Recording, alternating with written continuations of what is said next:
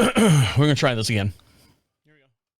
The following information may make you feel smarter, but will not actually increase your IQ. I got him! So don't get cocky. This is about what's going to happen. Welcome to DeaconLive. DeaconLive. Welcome back, guys. On today's show, an Olympic treasure gets a DUI, and why flight attendants wear red lipstick, and what is this new drug called Kush, and this lady tells Febreze to go fuck itself. All this and much, much more we discuss here on DeaconLive, and for the next 60 minutes or so, we'll get you caught up on all the news stories and viral videos you might have missed over the past couple days, or we'll be talking about it here in the upcoming few. How are you? How are things going? Are you doing all right? Are you getting along with everyone? That's all I care about, is that you're getting along in your little world, and everyone's getting along with each other. And when I say those words, I mean them truly. You know, I hope that everyone's just getting along and just trying to live their life and not get too many people pissed off. Well, there's a word and phrase right now that's taking over TikTok, that's taking over the viral trends, and it's a word that I feel comfortable saying this. And what it is, it's called black fatigue. And the reason why I say I'm comfortable saying this is because I'm not the only one. And I say the only one like it's a white and black thing. It's a, you know, us and them thing. It's not a race thing at all. It's a class of people. And when I say a class of people, there are whites have their own groups of people inside their groups of people, if you know what I mean. I mean, there's southern whites, there's northern whites, there's western whites, and there's eastern whites. And, you know, some of us don't get along. Spanish people have all different levels of Spanish people. You got the Puerto Ricans that are below the Colombians, which are below the, you know, the Venezuelans, and so on and so forth. When I say black fatigue, there are groups inside the black community that, you know, the same way. And of course, there's, you know, East and West, just like you know, what is it? Not Puff Daddy, Biggie Smalls and Tupac. That was a whole rival in their community. But in their community itself, and I say there are black people that are realizing that there are different levels of black people in there, and it's causing what they call black fatigue. And when I say black fatigue, I can say it, but if I say it, it's going to make me look bad. Okay, being a white man, you know, middle-aged white man, it's going to make me look and sound bad when I say black fatigue, and then I define black fatigue. So in order to go around that hurdle, that obstacle, to where you guys go, well, you're just a white man saying all this stuff. In the black community, there are black people that are saying this term as well. They are tired of it. And what I mean by tired of it, there's this group of people that have entitlement. They feel like they've been entitled to. So before I can, you know, dig a hole for myself, don't forget, for every podcast we have a matching video, and I'm going to switch over to camera 4 so we can see all this in real time. And we'll let these people tell you what they mean by black fatigue. And it's, of course, it's going to be, whoops, wrong screen there. It's going to be black people describing this. So I'm going to switch over here. Here we go. Am I seeing this right? All right, here we go. This is from creator, the Damian Fielder. Damani, I forgot the I in there. Damani Fielder, and here he goes. He's talking about black fatigue and what it means to him. There's a growing sentiment, most recently, of individuals who are proclaiming they do have black fatigue. And you don't have to be a non-black person to have black fatigue. What does that phrase actually mean? Essentially, black fatigue is a growing weariness of the actions of the quote-unquote black community. But it goes deeper than that, because we are in 2025 now, and we are being judged based on the content of our character and not the color of our skin. But the interesting part is, the lie that's been sold to the black community in particular is that the color of our skin dictates the content of our character. That's why in the black community, sometimes you'll hear people say, oh, you are acting white, when they're talking to someone like myself who doesn't act the way most people would expect a conventional black person to act. In their minds, there is a correct way to act black. And the people in your ethnic group who fulfill those very negative stereotypes, those are the ones who are going to essentially drag down the collective whole. And that's why there's individuals who are black who do and can have black fatigue, because they see how damaging it is to see the worst of us attract all this negative attention that then unfortunately gets ascribed to the entire race all too often. But what's unfortunate is here in 2025, now we have to contend with the fact that there's people who are so sick and tired of seeing those negative aspects, those negative individuals in the black community attracting all this attention. That's what is spurring this black fatigue. I think it's something that needs to be talked about. And until we turn inward and address the issues in our own communities, I fear that this is only going to continue and get worse. And that's exactly what the powers that be want. They want to have us against each other instead of us against those who are really pulling the strings in the background. So I hope that makes a little bit of sense to you. Just anyone, whether you're black, white, Hispanic, green, yellow, what are the colors of the rainbow type stuff. I hope that makes sense to you. It's not just the outside the outside the color looking in. It's the people of color looking back at themselves as well. Now here's one more little guy. This is another gentleman talking about the same exact thing in almost the same perspective. So here we go. We're going to watch him as well. And this is you got to fix your names, guys, on TikTok if you want to be famous. So here we go. The real thing. And no one's staying silent about it any longer. No nationality wants to be involved or bothered by this loud, obnoxious group of people. No one. Not even hard-working black Americans. I mean, I'm telling no lies here. Everywhere that group of people go, chaos follows. And no matter where you go, they're there. You can't go on a cruise ship because they done ghettoed it out. Have you seen the Carnival cruise ships? It looks like a fucking barbecue.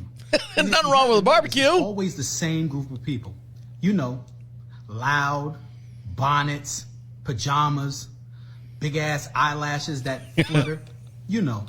The EBT crowd. I mean, it's gotten so bad that you won't catch me at a Juicy Crab or a Cheesecake Factory or even a McDonald's for that matter, because they turn those places into shooting galleries whenever someone that looks like them look at them wrong.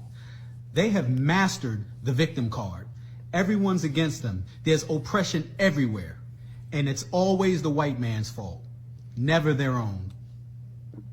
But let one of them tell it. They would have you believe that the police is the most dangerous thing within their communities. Wrong. You're the most dangerous thing in your community, which is why the police are there in the first place, to stop you from committing genocide against your own people. Look, no one's going to stay silent to this toxic behavior. And you can call me all the Uncle Toms that you want, but the fact that you're calling me that shows me that I'm saying something with facts. All right, thank you very much. So, I mean, so that's what they're saying about black fatigue. People are tired of it. People are tired of listening to a certain group of the black community say, you know, that what they say with the bonnets on the head. I guess I'm not sure what that is. I'm sure it has to deal with their hairstyles that they're having or getting their hair done or something like that. And the long clickety-clack fingernails and the big fluttering eyelashes and stuff. And they're like, you owe me type stuff. And the community, their community themselves are getting tired of it, and they're referring to it as black fatigue.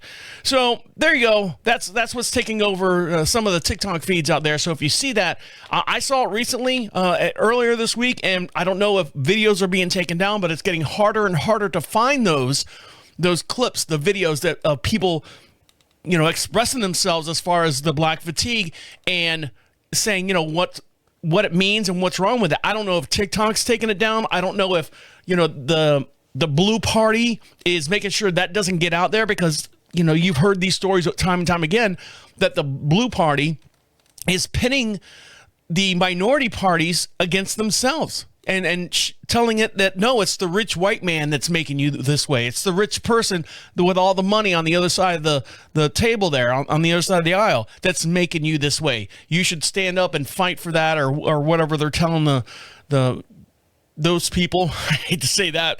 You have to, you know, tread lightly here. But there you go, black fatigue. So I'd love to hear your opinion on it. Are you experiencing black fatigue? And the way you do that is go to profitradio.com. At the top of the page says, be heard. Leave a message for Deacon Live. We broadcast every Wednesday at 1 p.m. Eastern Standard Time, just outside of Charlotte, North Carolina, a little town we like to call Marshville. Your voice can be heard right here on the show. All right, guys, when we come back, this guy took 182 different types of drugs so you wouldn't have to. And what did he find out after taking all those? Well, I'll tell you when we come back. So stick around. You're listening to Deacon Live right here on Prophet Radio. I'll be right back.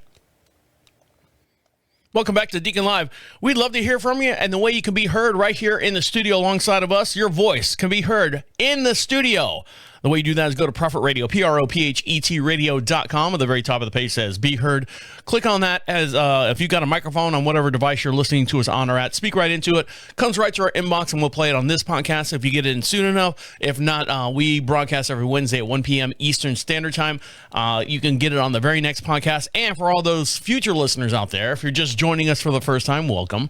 We've got over 11 years of shows, so if you're listening to like past episodes and stuff like that and you want to comment on those, well, by all means, we'll answer those questions every Wednesday. So if you've got something that you heard, a few weeks back or whatever, you're like, hey, what did you mean by this, Deacon? Speak into your device. You can be anonymous if you want, and just give me the title of the show and the timestamp of what I was or the subject I was talking about, and I'll get you, back to you, and I'll answer your messages right here on the air. Now, that last segment, believe it or not, I debated on talking about that and bringing that up because I don't want people to look at me and go, well, you say that you've got black fatigue. Well, to a certain degree, I think everyone's got black fatigue. And me being a white man, it's not my job, it's not my duty to sit here and go, those people, and put everyone in a collective group as one, because I know there's a tremendous community out there that are doing very well for themselves, and I didn't want to come off like a bigot white man or something like that. So I questioned myself about bringing that up, and I said, well, the only way I can really do that is if I let certain people give their definition of that. That way, it wasn't coming from me. So if I did well, thank you very much. I was really worried about it. So I hope it came off true. Now, what's coming off true right now is this woman right here. She has, let's see, what does she do? She is going to spend decades in jail for smuggling this new drug called Kush. Now you're like going, I know what Kush is. That's marijuana. It's weed. No, this is a different kind of Kush. This Kush right here is made from human bones. Yep. It's a new drug made from human bones. A former flight attendant got caught smuggling 100 pounds of the deadly new synthetic drug made from human bones, faces up to 25 years in Sri Lanka prison. Charlotte May Lee, 21, from the United Kingdom, was seized at the airport in Sri Lanka, capital of Colombo, earlier this month after allegedly carrying suitcases full of quote-unquote Kush with a K. The new drug originated in West Africa, which kills an estimated dozen people a week in Sierra Leone. In that place alone. Why would you want to take a drug that kills you? I guess everything kills you. Well. Live and let learn, right? Lee from South London claimed the drug stash, which has been reported as a street value of $3.3 million, was planted in her suitcase without her knowledge. Right. How did all this makeup get in here? Oh, it's not makeup, it's powder. She's being held on harsh conditions in the jail north of Colombo, where she has slept on a concrete floor and is not allowed to contact the family. Oh, poor thing. Customs officers pose proudly with a stash, which could land Lee 25 years in jail if she is found guilty of smuggling. Lee had been working in Thailand, where she was forced to leave because of her 30-day visa was about to run out. She decided to take a 3-hour flight to Sri Lanka, which she waited for her renewal of her Thai visa. I had never seen them drugs before. I didn't expect they would pull me over in the airport. I thought it was going to be filled with all of my stuff. She replied, knowing that they had planted the drugs in her suitcase, but wouldn't name them. She knew who did it. They must have planted it then. I don't know who did it. I know who did it, but I don't want to tell it. Then, sister, you got to go. You got to go down the road. Kush, I got on third try. Kush was the most popular among men because can cause individuals to fall asleep while walking, collapse unexpectedly, and even wander around into moving traffic. It sounds like a party time. One of the drug's main ingredients is reportedly human bones.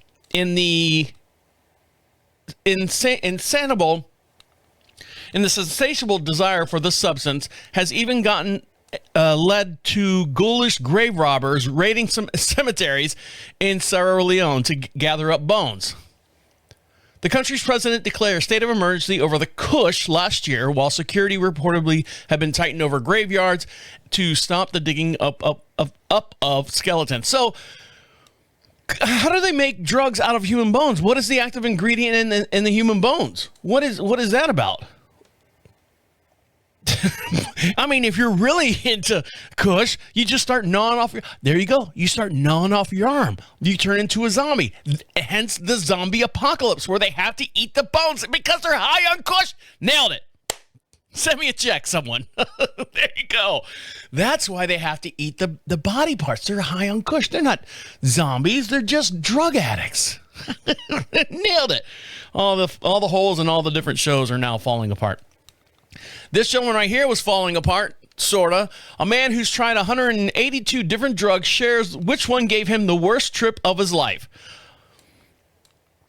A man who just has taken 182 different drugs could tell people about the effects to describe the worst he had ever taken. Dominic Milton Trott, the author of the Drug User's Bible, in which he records the uses of various drugs that he has taken over the years and guide them for other people so they can be safer. He has written down the dosage, method of ingestion, and the effects he felt while on the drug, believing that rather than launching an attempt to get people to stop taking drugs that was doomed to failure, He may as well teach the people about something that they're using on a daily basis. He told this article, "Education saves lives. I felt the government should have really written something like this. They should provide this information. It should be taught somehow through the systems to people who are going to take drugs or might be taking drugs, and it isn't." He's got his priorities lined up. And I thought, I really have to do this. I've got to do this. Nobody else is going to do it. Why not me? Dominic Milton Trott has written a book on taking drugs. In a recent appearance on the Happy Hour podcast, Dominic spoke about his drug addiction or drug use and the worst trip he's ever been on because of it. When he spoke about the worst trip and talking about he went from Lassi, which describes a soft sort of yogurt drink with hash in it. He said, I said a Lassi light because I knew the edibles were really powerful with cannabis. A lot stronger than smoking it. You got to be really careful if you're inexperienced. I was inexperienced, so I thought I'll have the Lassi. I've got to try it. Now I want to document it, but I don't want to be completely off of my head, so I can have the Bangasi light, please. They gave me the Bangasi light, which definitely wasn't a Bangasi light when I drank it out of this day thing and started walking around the streets. I was all right for about a half hour, thinking that, oh, what a lovely day it looks like. And then I knew I was suddenly what was going on. God almighty, I think he's high on the drugs now. Even though it had a sinister edge to it, it was starting to become really overwhelming because A, it was hot, and B, it was an Indian city, so it was absolutely mental and always noisy. He explained that he imagined to recognize I'm having a traumatic time and ended up going to a nearby river to sit down. However, he sat down and saw real dead bodies as part of the burial ritual, which left him horrified and completely paranoid by this point. Running into town, he flagged down the tuk-tuk, which are those little cars that drive up and down the street, and struggled to tell it to take him back to his hotel, with a journey feeling like an ultimate hell ride where he thought he might die at any point. Finally, making his way back to the hotel, Dominic collapsed on his bed and decided never again would he go for a Banglassi. And when I say Banglassi, it's Bhanglassi. There are some things you can only try once. This bloke said he will never be adding fentanyl to his tally of 182 drugs that he's taken, but but has seen how little is needed to be fatal because of that. All right, so there you go. He took 182 drugs, and he's got a book out there called, what did I call the book? If you want to check it out, the Drug User's Bible. So that's out there by Dominic Milton Trott. So if you want to do drugs, you want to see what it does to you or what you should do or what to expect, check it out. All right, when we come back, this lady went on vacation, died, and came back without a heart. Her heart's missing. What happened there? I don't know. We'll dive in that story when we come back. So stick around. You listen to Deacon Live right here on Prophet Radio. I'll be right back. Welcome back to Deacon Live. Don't forget, for every podcast we do, we have a matching video over on YouTube. We have our very own YouTube channel over there. You can check us out as well. Give us a subscribe. And we don't do it for any of the money or anything like that. We're not monetized over there. It's just another way, another avenue, another media source that you can sit back and enjoy the podcast on your TV and stuff. And you can see the full-length podcast actually over there on the on your YouTube channel, on the YouTube channel. Put it up on your screen. It's like watching The Last of Us and stuff. So if you want to catch up on all that, do that. Give us a subscribe over there. And have some fun. You can see all the visual elements that go on here during the podcast. Oh, I forgot to change the background. I'll change it next scene. See, that's one thing I noticed. I was like going, oh, the background's the same as last week. Oh, shit. Forgot to change it. So maybe go over there and see what I changed the background to on this week's show. Now, this woman right here is going to be spending a little time in jail. Everyone's going to jail. Everyone's flying. Everyone's getting caught doing stuff on an airplane, and people are going to jail. A female passenger has been charged with child abuse for attacking a child who called her fat and Miss Piggy on her flight home from Disney World, according to the airport police. Although the exact relationship between Christy Crampton and the boy was not clear, they were part of a group returning to Maryland from their Disney trip when she was arrested Monday in the Sanford Orlando airport, according to the police report. Oh, she's not big. She's not fat. Maybe the kid thought she was. I'll switch over to camera 4 so you can see her. There she is. She looks normal for a person or a woman her age. Christy Crampton has been charged with child abuse after attacking a child who called her fat and Miss Piggy on a flight home. Crampton started swinging at the child just before takeoff when she told Crampton that she was too fat to sit in her seat. Witness told the police. She punched him and hit him with a water bottle before slamming the child's head against the airplane window as he tried to block her blows during the attack. Teach a little shit some lessons, some manners. The pilot called the police for help, and Crampton was taken into custody when they got to the gate. Crampton told the police that the child was very rude and disrespectful during their Disney trip. After the child called her fat on the plane, Crampton took his phone away and then started smacking him when he twice shoved her arm off the armrest. However, witnesses told the police that the woman was not correcting the child. She was abusing him. All right. Their relationship is not immediately clear, and the family declined to provide statements to the police. Crampton was charged with felony child abuse. Jesus Christ. Give it up, lady. What's the relationship? She appeared in Seminole County Court on Tuesday, where the judge granted her to release on a $10,000 bond. She is ordered to have no contact with the child. Okay, so listen to this. All right. Let's say they said that they were in a group. Now, I don't know if it was a tourist group. Where you get like 20 people and we're all going to Disney World. Or if this is a family outing and Aunt Crampton and little Johnny is, his sister's kid or something like that. And fucking she can't stand that kid. Because he just gets out of control and her sister doesn't take care of the kid. So the kid's just mouthing off, hey, Piggy, oink, oink, oink, Piggy. And probably through the whole trip was saying the same thing. Maybe Miss Crampton went to go get an ice cream. Yeah, have another ice cream, Miss Piggy, you big fat cow. You've seen skits like that. You've seen movies like that. And now that she's sitting next to this kid, probably her nephew, family member, bounces his head off the wall a couple times. Shut up. Shut up. Just a little smack. Shut up. And is that child abuse? Well, yes. Everyone's going, yes, it's child abuse. But if it's your nephew and he's a family member and, you're just whopping him, the passengers say that she was not correcting him. She was abusing him.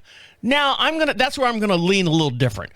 Maybe she was correcting him not to say shit like that, and the only way that she can get through to this thick-headed nephew of hers is to crack his skull with a water bottle now and then. You know, shut up, Johnny, I'll kick your ass. No, you can't. Your ass is too fat. Wha-bam! Oh, shit. So now she's got felony child abuse. Oh, my God. Just give it up. You know, hey, yeah, this is my nephew, and he's family. Well, okay, then knock down the misdemeanor. I'm sure that's what's going to happen. Maybe. I don't know. But this family right here is not having any fun either. This family, thank you for the ad, this family left horrified as the mom's body, or the body of a mom who died while on vacation, returned to their possession with her heart missing. All right, let's dive in and see what happened in this one. A family has been left traumatized after the body of a mom who died on vacation was allegedly returned with her heart missing. Beth Martin of the UK traveled to Turkey this past Sunday, April 27th, with her husband Luke and their 2 children. According to the New York Post, Beth began feeling ill on the flight over, and she thought it was probably, at the time, it was food poisoning. However, within hours of arriving at Istanbul, she began feeling delirious and was rushed to the hospital in an ambulance. Well, thank God they had an ambulance there. Luke stayed at the hotel with her kids while Beth's mom flew to the UK to give support. Tragically, the 28-year-old died after being sent to the hospital, and her grief-stricken family said what allegedly transpired in that time was nothing short of a nightmare. On Tuesday, April 29th, the family discovered Beth had been relocated to intensive care due to concerns with her heart, and the family claimed that they were kept in the dark about the health until Luke was made to sign a document without knowing he later translated the statement, which read that Beth had died around 9 a.m. Oh shit, he couldn't read the thing. According to the GoFundMe, which was set up to cover the cost of the hospital fees as well as bringing Beth's body back home to the UK, the doctor asked if Beth had any allergies, adding Luke had already told the paramedics when Beth got to the ambulance that she was allergic to penicillin. And yet, when told again, they were shocked to hear this information. They had no idea and had been treating her for hours and hours at this point. The page further claims that Luke was allegedly accused of poisoning his wife, and the Turkish authorities before being allowed to see his wife for one minute in the morgue, from which he had a translator to carry that. Fuck me.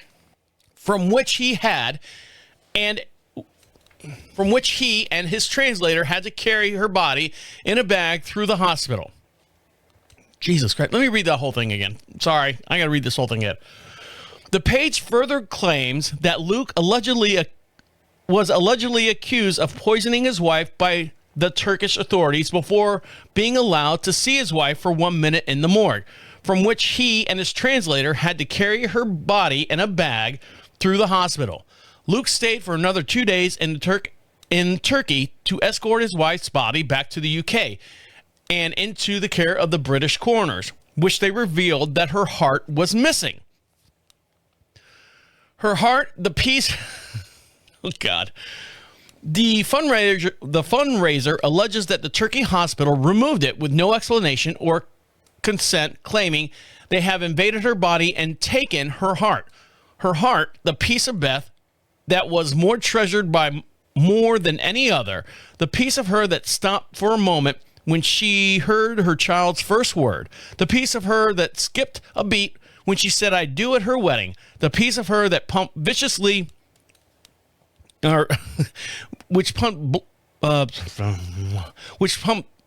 pumped with pride whenever she was with her family. The family had left desperately searching for answers about what happened, stating that they have endured the deepest level of trauma. The Turkish Ministry of Health has since revealed that Beth died of a cardiac arrest due to multiple organ failures. The statement continued, the patient was recorded in the hospital records as a forensic case in line with the statement of Martin's wife. that they may have been poisoned by a meal that they ate in their country before the trip and the initial findings. So, a preliminary autopsy without incision was performed in the hospital according to the forensic cases procedure, and his wife request in this regard. The exact cause of Martin's death could not be determined with the current findings in the preliminary autopsy, which was carried out with a participant from the public prosecutor's forensic media doctor. Beth did not undergo any surgical procedures during her treatment in the hospital, and there was no question of any organs being removed. Her family has considered if doctors of the hospital missed something or may have administered her with penicillin in which she was allergic to. So, let's see, what else? At the time of the English coroners, could take up to 6 months to determine if they were, and so on and so forth. So, what do you think happened there? They said penicillin. She might have gotten penicillin, and she was being treated already for a couple hours with penicillin, and then organ failure after organ failure happened, and then they go, okay, well, the heart stopped beating because of that. And do they need hearts? Oh, of course, everyone needs a heart. You know, it's a waiting list. It's whatever.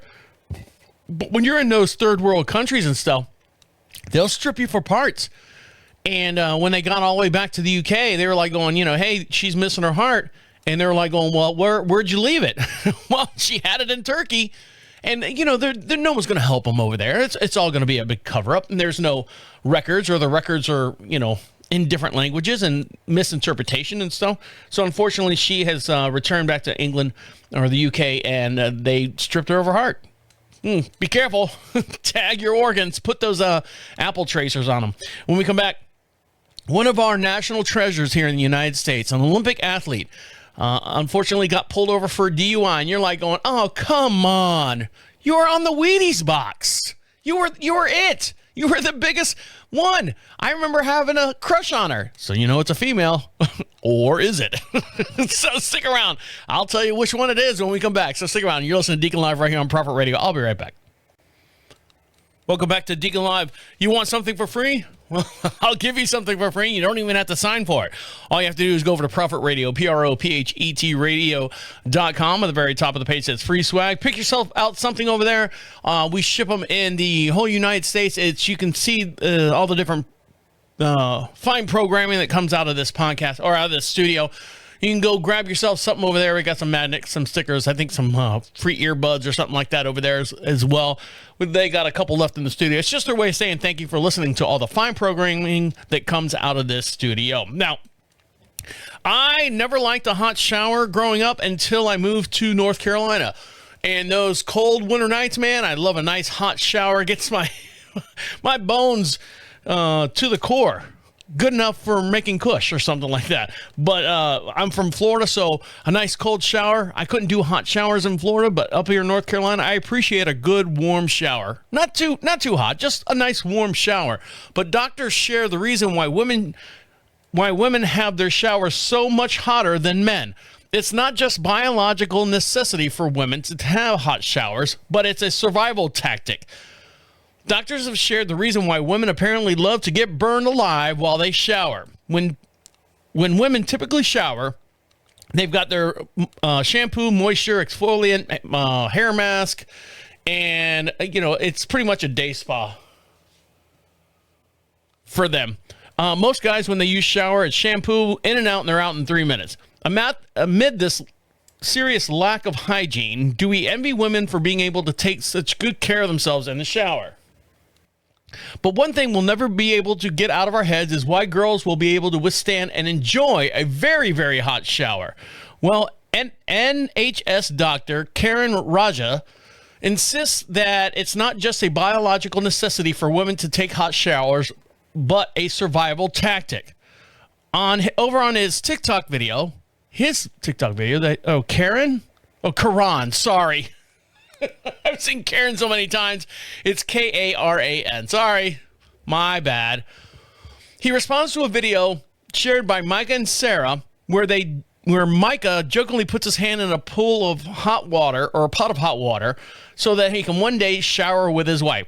If you know a woman who loves boiling hot lava showers, there are a few biological reasons for that. Dr. Raja begins.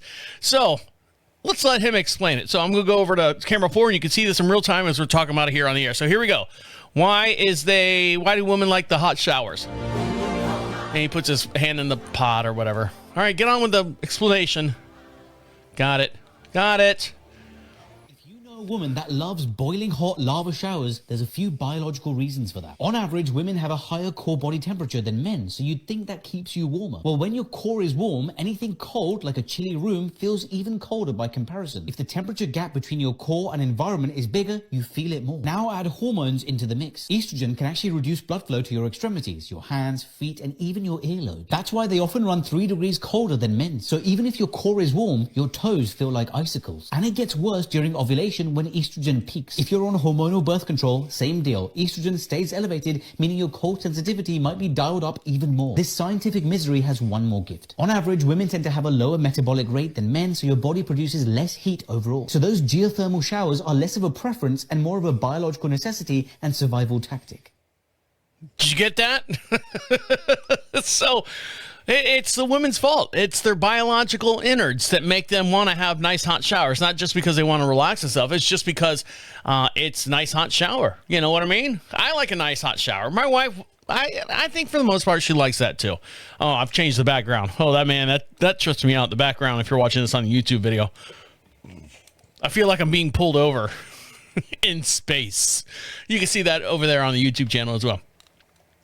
Now, when I was a kid growing up, I never really watched the Olympics. And I think in 1984, it was really, really one of those things where it was really forced down our throats. I say it made the mainstream media.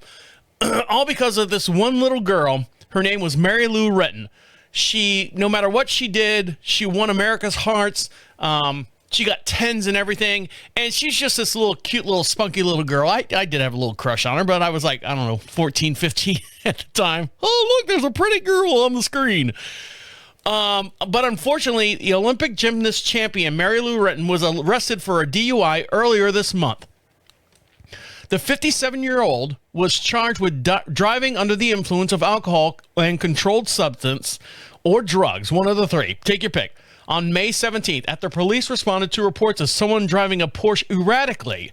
According to the records, Retton was slurring her words when the police stopped her, and the officer saw the container of wine on the passenger seat of her car. Come on, Mary. She refused to take the breath test, and she was released after posting a $1,500 bond. Retton became a household name when she won 5 medals at the 1984 Summer Olympics, including gold in the all-around competition. After a gymnastic career, Retton remained active in the media, appearing in a number of films and TV shows. She was introduced to the International Gymnast Hall of Fame in 1997 and was the first woman to be selected in the Houston Sports Hall of Fame in 2020. Retton has also received the President's Council of Physical Fitness and Sports under the U.S. President George W. Bush. In 2023, she fell seriously ill with pneumonia. Oh, that's right. We talked about her about a year ago. Well, I say a year ago. Yeah, 2023. A little over a year ago, and she was in ICU for a number of weeks. At the time, her daughter Kelly and her mother said her mother was fighting for her life and started a fundraiser to help cover the medical costs. You would think she would have a little bit of coin left over, right? I mean, who knows? Who did not have medical insurance. Donations of the fundraiser ended up totaling near $500,000. $500,000, Jesus. Retton recovered and said that she had faced death in the eyes during her illness. Unfortunately, she was pulled over and got a DUI. I guess she's doing all right, I guess, now. I don't know. You got to make some life choices there, dear. All right, when we come back, old school cartoons, you say, you know, we had things better back in my day, but they've literally found out that old school cartoons that the kids were watching back when Mary Lou Retton was in the Olympics is actually better than the cartoons that they force down your face right now. And I'll tell you the difference why that is. So stick around. You're listening to Deacon Live right here on Prophet Radio. I'll be right back. Welcome back to Deacon Live. Make sure you follow us over on Facebook. And the way you do that, just search Deacon Live over on Facebook, all one word.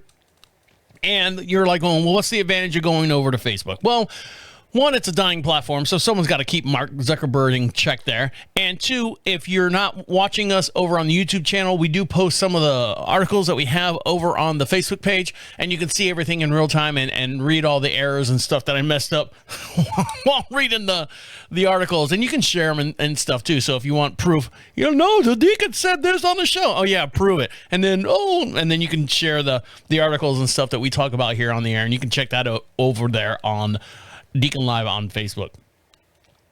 Now, we were talking about all the different flight attendants and people getting arrested and shut up, go away.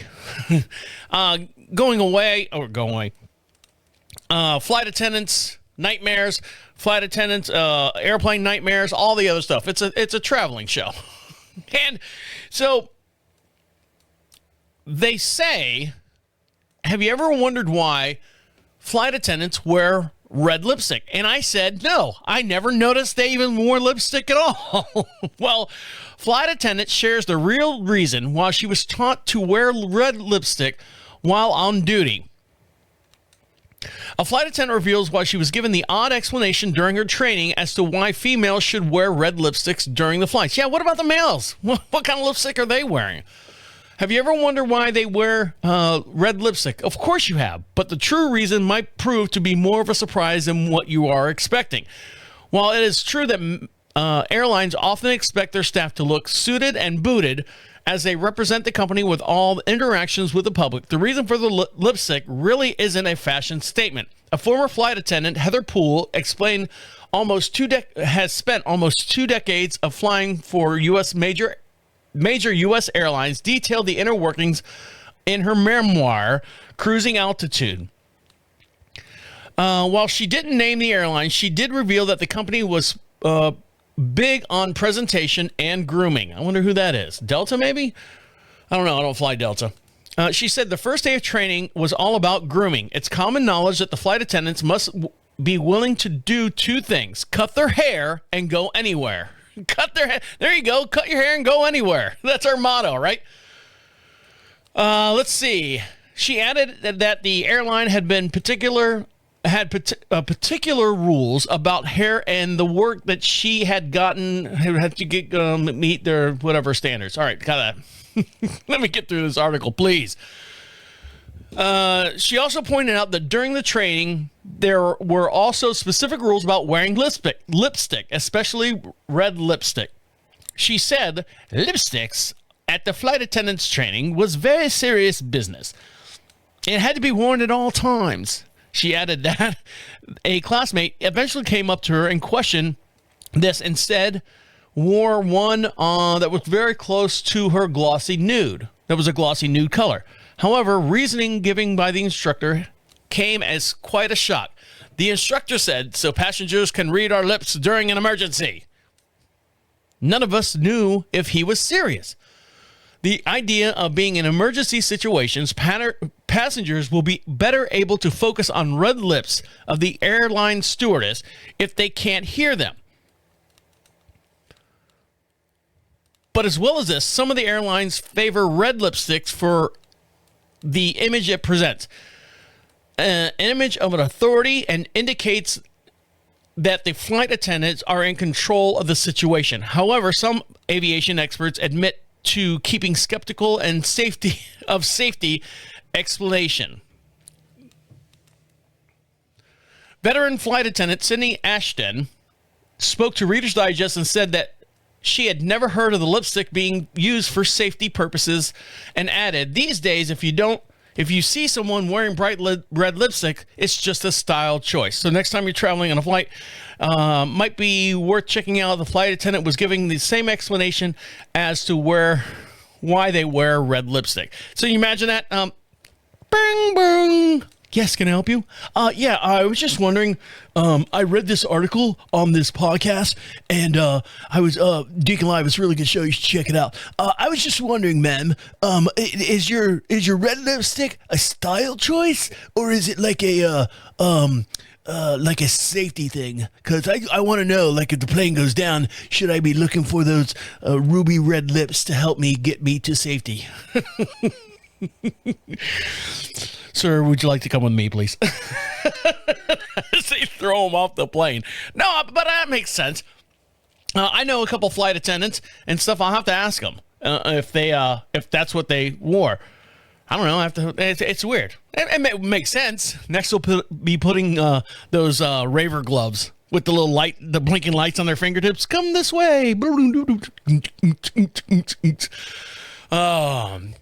Now, as a kid growing up, I only watched cartoons on Saturday morning. That was the only time. I had to get up. I didn't sleep in. Never slept in as a kid. Had to get up. Had to catch the first cartoon at like 7:30, and then it would go all the way, I think, to 10:30, and then like the teen shows would come on. I'm like, that's it. I don't understand this. I'm out of here, Mom. See you later. Go get hit by a car. All right, I'll try not to. But now you can't go anywhere. I walk around Walmart all the time, and there's kids that can't even walk. They've got tablets and phones and stuff in front of them. And they've got cartoons, and they know that it's a friggin' killer. It's a moneymaker. They're just printing money with these shows.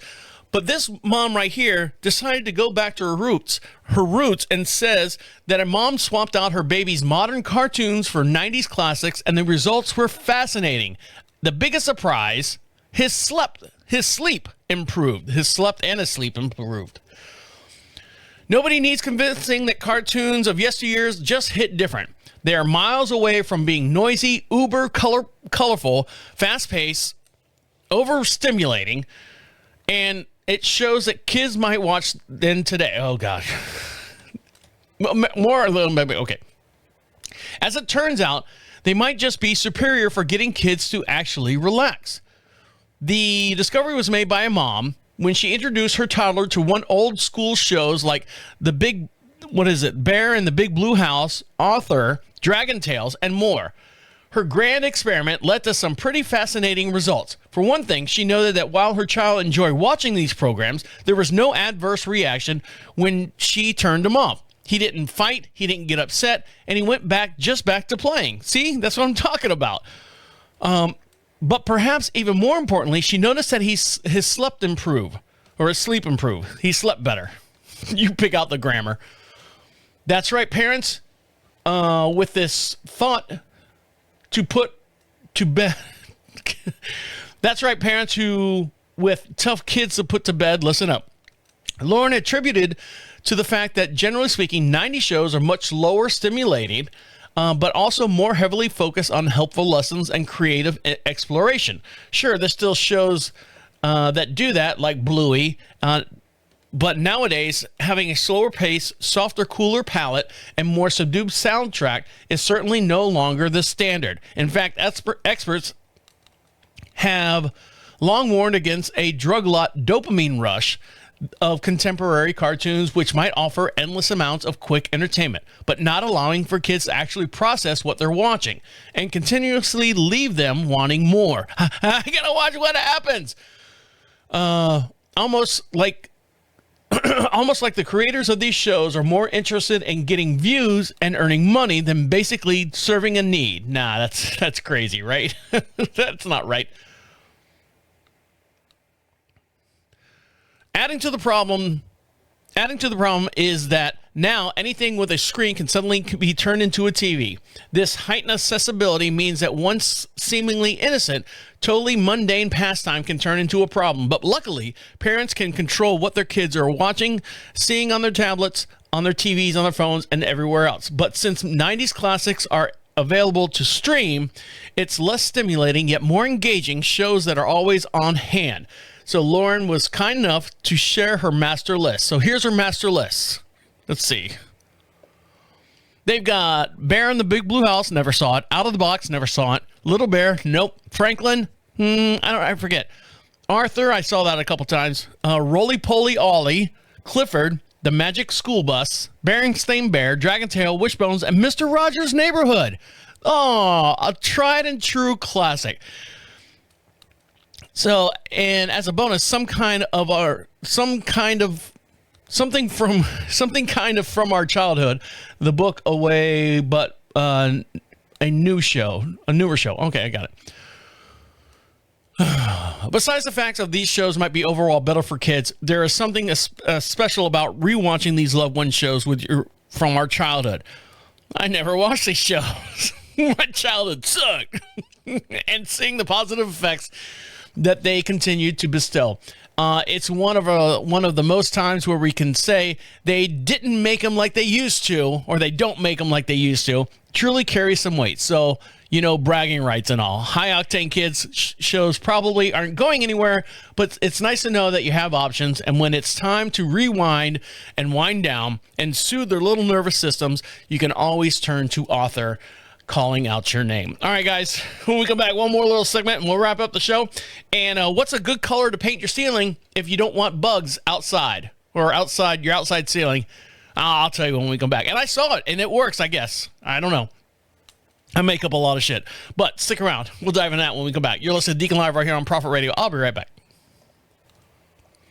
Welcome back to Deacon Live. Don't forget, all the musical artists that you hear during the breaks are independent artists, and without them, the Deacon Live podcast would not be available to you. They're the ones that keep the show alive, and we'd love for you to show them some love and support and check out their social media links. So if you see something, you hear something that you like, and you want to hear the full-length show or the full-length song, check them out over they're all collected in one location, and it's music heard on Deacon Live, and you can find that over on Spotify. It's our very own playlist. We're coming up on over 100 different artists that we've had since just the beginning of 2025, and then all of our past artists from years gone by are located over on the Prophet Radio website. So check those out, and you can find their Spotify pages, and give them a like, give them a subscribe, follow them, and you can hear their full-length songs over there as well. And we appreciate you showing them some love as they've shown us some love here on the show. Now, my wife and I, a couple of years ago, went down to Charleston,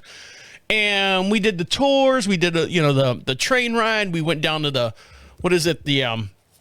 Battery. We went down there, checked it out. Beautiful. Charleston's a beautiful place. And a question that I brought up when we were driving around is I noticed that some of their front porches, the closer we got to the water, the ceilings were painted blue. And I said, well, why is this? And they gave me the answer, and they go, well, we don't know if it's true or not, but this is the reason why. Well, this article is now confirming it. Us Southerners know a thing or two. Why do homeowners paint their porch ceilings blue, and does it really keep insects away? Bees and spiders won't make their nests there, they say. There's a rumor swirling around TikTok that if you paint your porch ceiling blue, it keeps the insects away. And I'm going to give into a reason why that I believe that. We have stink bugs here in North Carolina, and they're attracted to, like I tried to make a kit to capture the stink bugs. They're attracted to that bright white look. So if you paint it blue, that makes sense to deter, or they really don't, insects, not necessarily stink bugs, but insects don't want to kind of quote unquote hang out. It started with a viral TikTok from creator Bunny Garcia, who contemplated painting on her porch ceiling blue to act as a bee and spider repellent. In a stitch with over 655,000 views, TikToker Ragul, Raguel, says sometimes us Southerners know a thing or two as he showcases his porch patio, and the ceiling is painted blue. He also notes that his front and back porch are painted the same color. He hasn't had any issues with spiders, spider webs, wasps, or anything like that in the year and a half that he's been living there. So the origins of the blue porch paint ceilings in the South started like this. A lot of Southern houses have blue porch ceilings, according to John Merrill Holmes. The reason lies in the Southern folklore. The practice started in Charleston, South Carolina. Hey, there you go. I didn't even read the article, and I knew that. In the 19th century, according to a custom home builder, homeowners would paint their ceilings haint blue, Haint blue, or sky blue, to ward off evil spirits.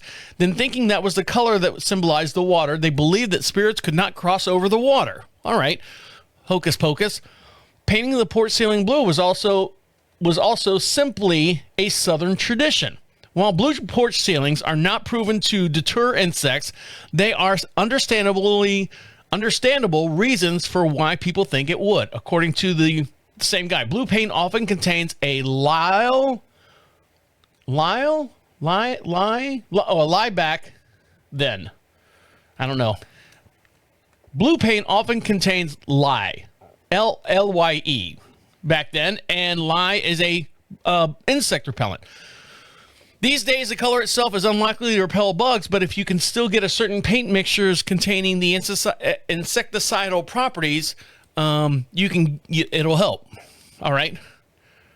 Are mosquitoes attracted to blue? In an update, Garcia reveals that she no longer plans to paint her porch ceiling blue after finding out it could have intentionally consequences by attracting specific insects and that apparently like the color blue.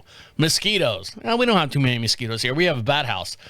Whether or not mosquitoes are attracted to the color blue or depends on the shade. According to one study's finding, has cited, while some other mosquitoes like cyan, the greenish blue color, teal or turquoise family, they are indifferent to true blue. In addition to cyan, the studies found out that they are also attracted to red, orange, black, and yellow. So there you go. Let's see the video. Where's the video at? Does he have a video? I want to see his video. I want to see what the Southern Gentleman has to say. Is this Bunny? Let's find Bunny.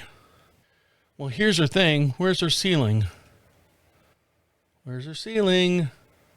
Is this her ceiling? You paint the Here it is. underside of porch patios.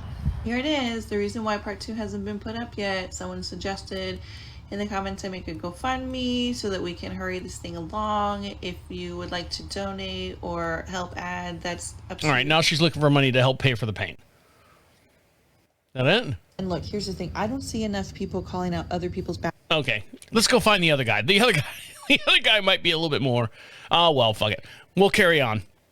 So if you painted your thing blue, you're under your porch, under your ceiling, your porch ceiling blue, let us know. You can do that by going over to Prophet Radio. You can email me too at deacon@prophetradio.com. This woman right here, my wife all the time, we don't use Febreze just because it's, I don't know, it's too fancy for us. It's too expensive. La, la, la, la, la. This one right here says she feels scam. A woman takes a can of Febreze outside and then she sees how full it really is. It's not a can. It's kind of a bottle, right? Aren't they like plastic now? She said, I stopped buying this once I found out. A woman happened to take a can of Febreze, a bottle, what she discovered has customers swearing off the product. Uh-oh. Here we go. Korah McGraw was pretty upset when she bought a brand new can of Febreze onto her porch to probably spray for bugs with the natural light and the sun behind her behind the canister. She was able to see how much of the liquid it had in it. Suffice to say, she wasn't very happy. The TikToker addressed Febreze in a caption on her post saying that she was extremely disappointed, in quotes. She also added, I felt scam. In the video, she explains her grievance. She claims that she was looking at one of the new air fresheners she had just purchased when she noticed that the level of the liquid inside seemed to be depleted. She might have grabbed a can where people were testing it. She grabbed the test can that was on the counter. Thinking that the can had probably been sprayed at the store. There you go, called it. McGraw checked out the others, but she found out the same amount of liquids were in all of them. This is where they fill it up to, she says. It's empty, y'all, she claims, holding up the bottle to the light. Several other Febreze users were disappointed by the amount of liquid inside the canister. Is she upset about the potato chip bag? You get a big old potato chip bag and they're all down at the bottom. There's a reason behind that. They have to have some kind of compression in the can so it comes out, so it's not bad for the ozone layer. That bottom part covered by the color was solid plastic. It doesn't even go all the way down. I stopped buying it once I found that out, another person claimed. So why are Febreze cans only filled up halfway? Let's see if I'm correct on this one. A few commenters attempted to explain that the company was not trying to pull a fast one on us. The reason is Febreze canisters appear to be partially full is because science behind the aerosol cans. Duh. Aerosols have to be half empty, but the space is actually filled with compressed gas. Now, if you don't know this, Karan or Kara, whatever, or Kara, that's it. Got it. Called it. God, can't you just spell it normally? You have to do all weird stuff. Anyways.